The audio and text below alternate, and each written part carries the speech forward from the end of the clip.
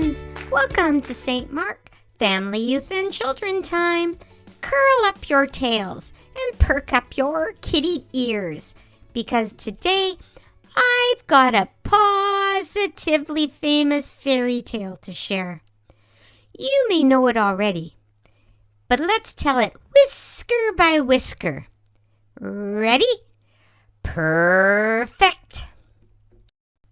Once upon a whisker, there was a curious little girl named Goldilocks. She had golden fur that shone in the sun as she walked, and a nose almost as twitchy as mine. One sunny morning, Goldilocks wandered deep, deep into the forest. Her tummy began to rumble. Row! She sniffed the air and followed the smell of something tasty. Soon she came to a cozy little house. Who lived there? Ah, the 3 bears. Goldilocks peeked inside. On the table were 3 bowls of porridge. She tried Papa Bear's porridge. Ow! Too hot. My whiskers would curl right off. She tried Mama Bear's porridge. Brrr! Too cold. It's like licking a snowflake. Finally, she tried Baby Bear's porridge. Just right. She slurped it all up until the bowl was empty. Then Goldilocks' paws were kind of tired. She looked for a chair to sit down. She plopped into Papa Bear's chair. Oof! Too hard, like sitting on a rock. She sank into Mama Bear's chair. Ooh, too soft. I'm sinking like quicksand. Then she wiggled into Baby Bear's chair. Ah, just right. She rocked back and forth until, crack, the chair broke into pieces. Oh dear, tail tucked, Goldilocks giggled nervously. Well, now Goldilocks was pretty sleepy. She tiptoed upstairs and found 3 bats. She stretched out on Papa Bear's bed. Ugh, too hard. My back feels like a bent whisker. She curled up on Mama Bear's bed. Oh no, too soft. I'll sink and never climb out. Finally, she snuggled into Baby Bear's bed. This one is just right. And soon she was fast asleep, snoozing like a little kitten in a sunbeam. Now, what do you think happened next? Yes, the 3 bears came home.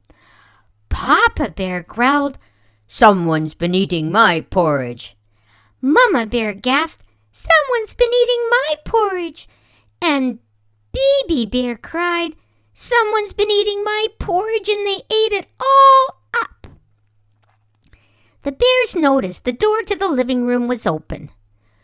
"Oh my," Papa Bear said, "someone's been sitting in my chair."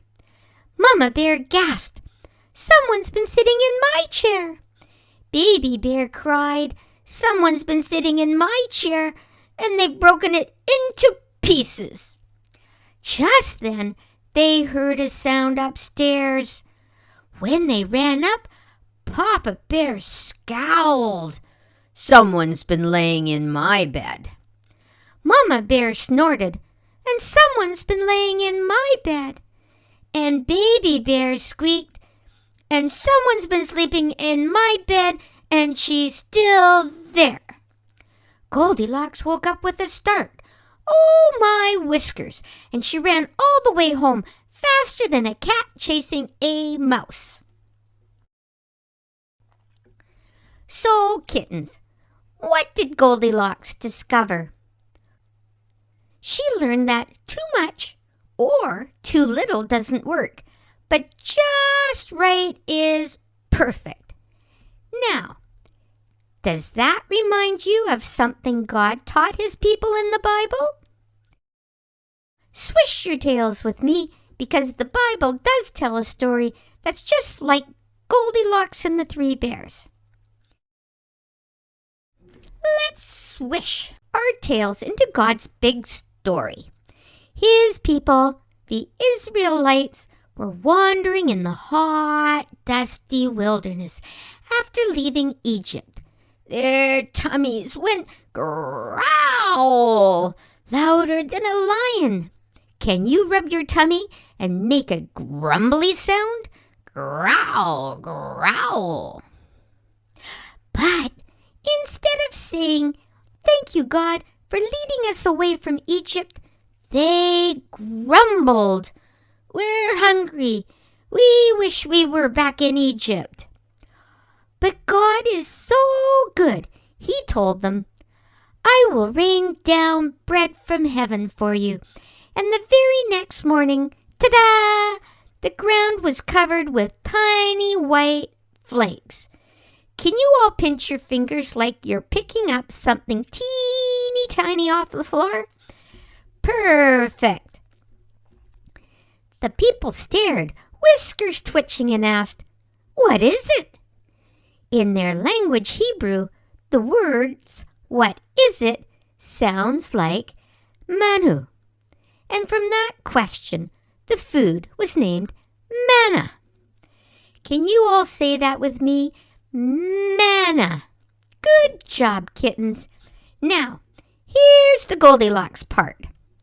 If they gathered too much, it spoiled and got yucky. Can you wrinkle up your noses and say, "Ew"? Good job, kittens. And if they gathered too little, their bellies still rumbled.